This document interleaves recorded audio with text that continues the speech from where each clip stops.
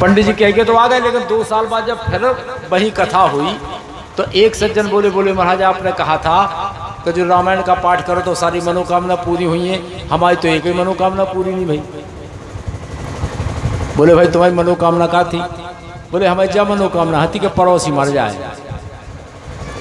भाई अगर मनोकामना धार्मिक अनुष्ठान से पूर्ति तो होगी, लेकिन जो मनोकामना धर्म के अनुरूप होगी वो पूरी होगी, जो धर्म के विपरीत होगी वो पूरी नहीं होगी, ना भागवत से, ना कथा से, ना मंदिर से, ना शंकर जी से।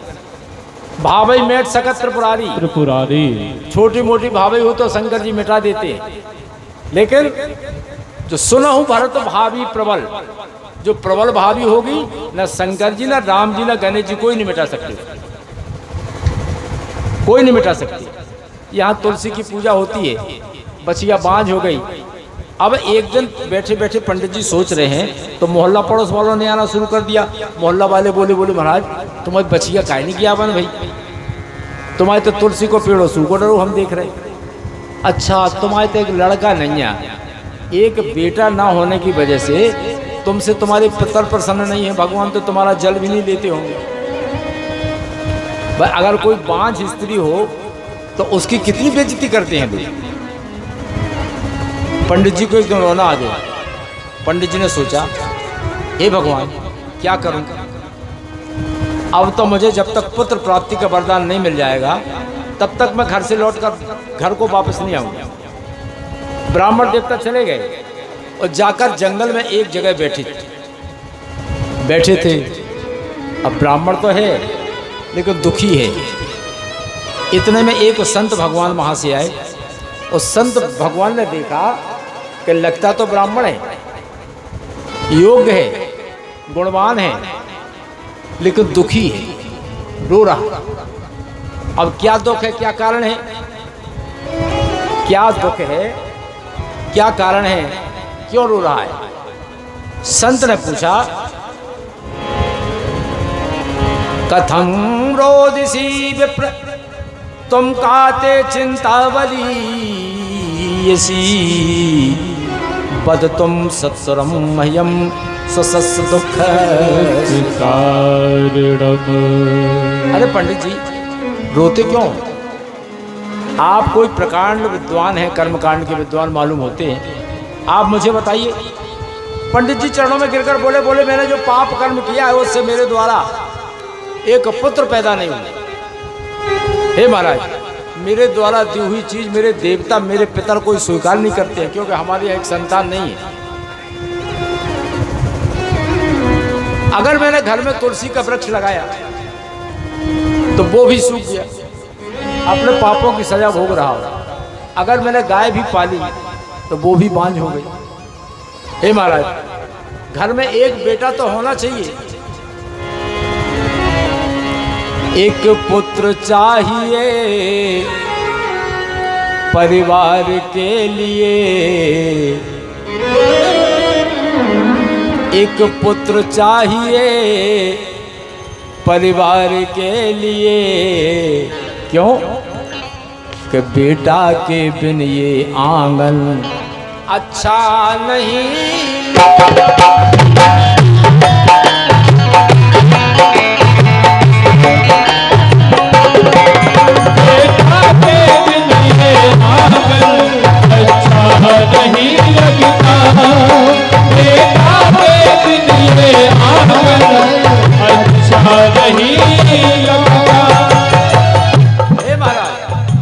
कम से कम एक बेटा तो घर में होना चाहिए। एक पुत्र चाहिए परिवार के लिए, एक पुत्र चाहिए परिवार के लिए।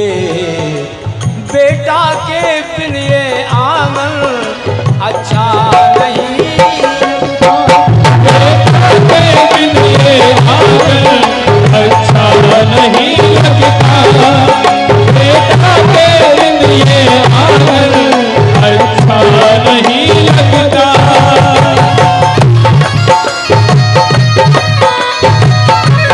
हरि बोल, जय हो।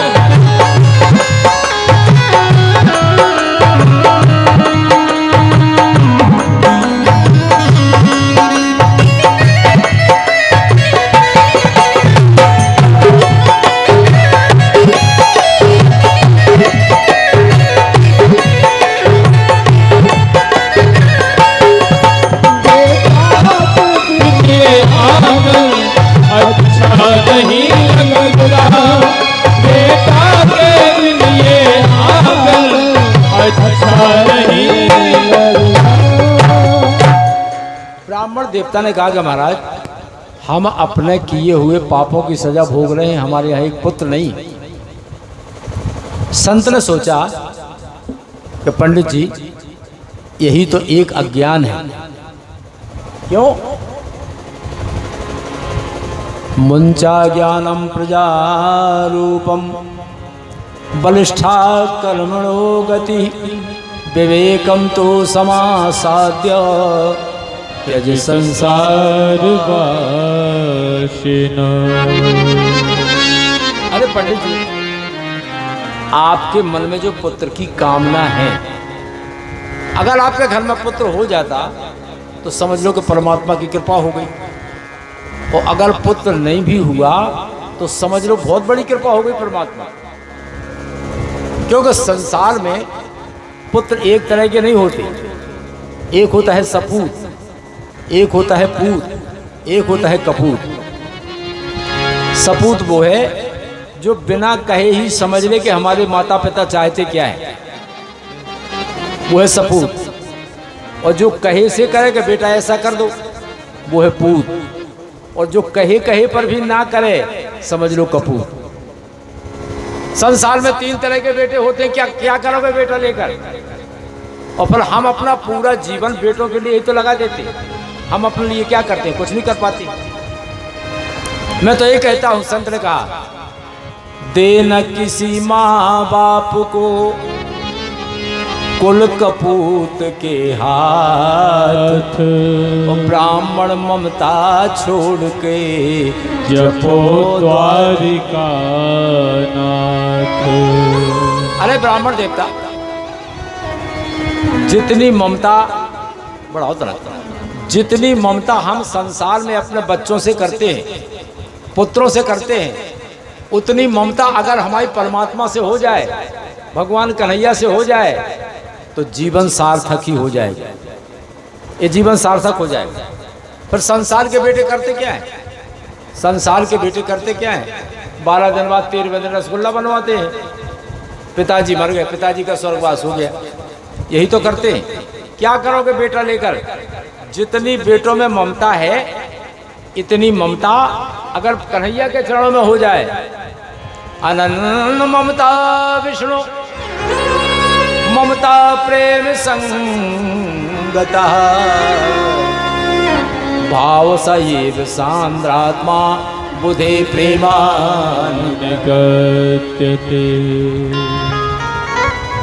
उसी समय पंडित जी चरणों में गिर पड़ी। बोले महाराज यही तो समस्या है, अगर किसी को अपनी बात बता दो तो दुनिया के लोग प्रवचन करना शुरू कर देते हैं। अरे महाराज मुझे कथा नहीं सुनना है, प्रवचन नहीं सुनना है, मुझे तो दे सकते हो तो एक पुत्र दे दो। संत ने पंडित जी की मस्तिष्क रेखा देखकर कहा, पंडित जी तुम्हारे मस्तिष्क में 7 जन्मों तक पुत्र का सुख नहीं है। बोले महाराज हम तो एक ही जन्म खड़ो रहे थे, तुमने 7 जन्म की और कुंडली खोल कर धर दी। पीछे कहा मेला लगो का पीछे पीछे कहा हो।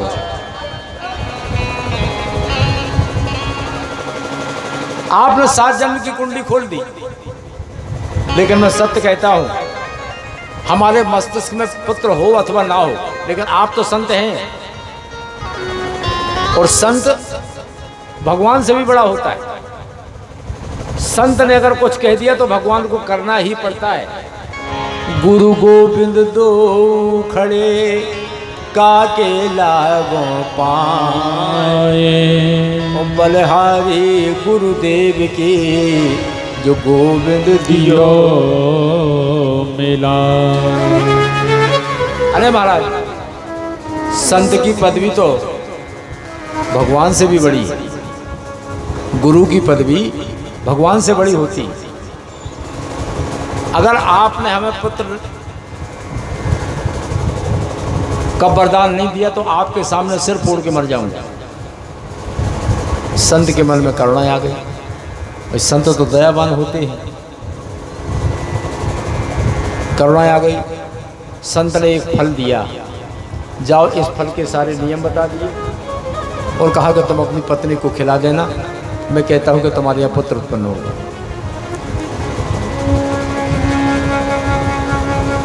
और जब आत्मदेव ब्राह्मण फल लेकर आए, पत्नी को बताया, तो पत्नी सोचने लगी ये सब नियम तो मेरे बस की बात नहीं है। धुंधली बोली ये सब नियम पालन तो मैं कर नहीं सकती। अपनी सहेली के पास बैठकर रोने लगी। सहेली से बोली देखो बालक धारण करना मेरे बस की बात नहीं है, और फिर लालन पालन में कितना कष्ट होता है, तकलीफ होती है। और अगर सुखदेव जी की तरह कहीं 12 वर्ष के लिए गर्भ ठहर गया तो और मुश्किल हो जाएगी। भाई क्या है ना, संसार में जहाँ सब कुछ रखा है वहाँ कोई खाने वाला नहीं है, और जहाँ खाने वालों की लाइन लगी है वहाँ खाने के लिए दाना नहीं। ऐसा है। इसकी जो सहेली है उसके 7 बेटे हैं, 8वां होने वाला है। इसके यहाँ सब कुछ, क्योंकि उसके यहाँ सुबह खा लिया तो शाम को नहीं है, शाम को खा लिया तो सुबह को नहीं है। इसके यहाँ सब कुछ है धुंधली के यहाँ, लेकिन एक खाने वाला नहीं है। उसने अपनी सहेली को समझाया, देखो हमारे पति तो बेचारी सज्जन है, पूजा पाठ करने जाते हैं, उन्हें तो हम बातों में बहका देंगे। अब की बार जो तुम्हारे यहाँ पुत्र हो हमें दे देना, उसके बदले में हम तुम्हें बहुत सा धन देंगे। और दोनों की जब बात ठहर गई तो वो फल दोनों ने जाकर एक गाय को खिला दिया कि इसका भी तो पता चल जाए कि फल से क्या होता है। कुछ दिनों के बाद उस सहेली से इसे संतान मिल गई। पंडित जी को बातों में बहका दिया, और जो फल था वो खिला दिया गाय को। तो गाय के यहाँ भी एक मनुष्य रूपी, मनुष्य कैसा शरीर धारण किए हुए एक लड़का हुआ, जिसके कान केवल गाय के समान थे। उसका नाम है गौकर्ण। और यहाँ जो सहेली से लड़का मिला, सहेली से जो लड़का मिला, धुंधली ने पंडित जी को बता दिया। बोली महाराज हमारे पैदा हुआ है। आत्मदेव बड़े प्रसन्न हुए। आत्मदेव बोले इसका नाम, हमारा नाम आत्मदेव है, हम इसका नाम तो रखेंगे परमात्मा देव। धुंधली बोली बा महाराज परेशानी हमने उठाई, 9 महीना पेट में हमने धरो, आप अपने नाम से मिलता जुलता नाम रखोगे? नहीं, मेरा नाम धुंधली है, इसलिए इस बालक का नाम होगा धुंधकारी। तुम्हारे नाम से मिलता जुलता नाम नहीं रखेंगे। पंडित जी बोले ठीक है, कुछ भी रख लो, हमें क्या लेना देना। क्रियत कालेन तौ जातौ तरुणो तनया बुभो गौकर्णः पंडितो ज्ञानी धुंधकारी महाखला। इसमें कोई परेशानी की बात नहीं। कुछ दिनों में धुंधकारी महान दुष्ट हो गया।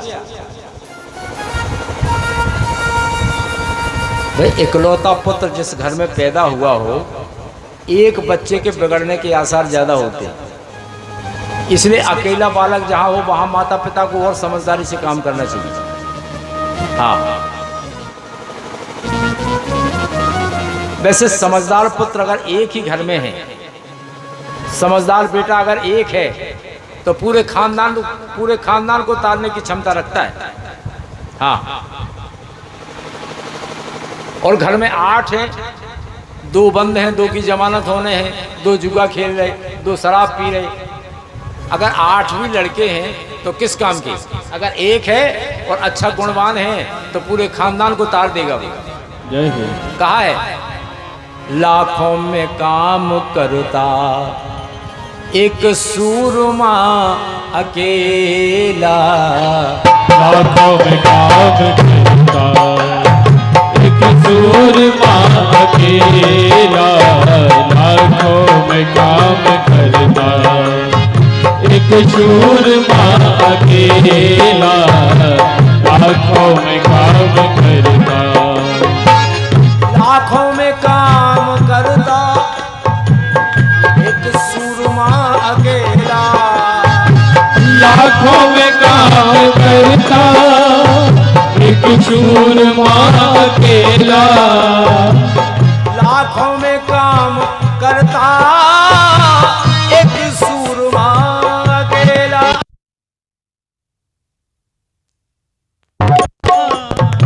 एक सूरमा अकेला। लाखों में काम करता एक सूरमा अकेला। ये मत कहो कि क्या नहीं, ये मत कहो कि क्या नहीं कर सकता है अकेला। लाखों में काम करता एक सूरमा अकेला, लाखों में काम करता।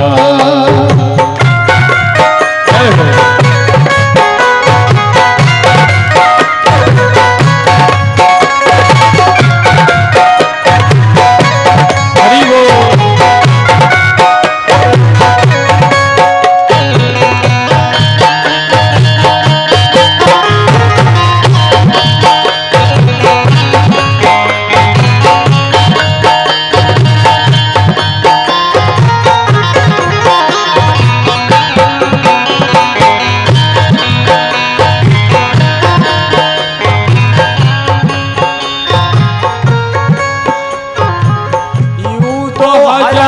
तारे आकाश में चमकते, यूं तो हजार तारे आकाश में चमकते, यूं तो हजार तारे आकाश में चमकते,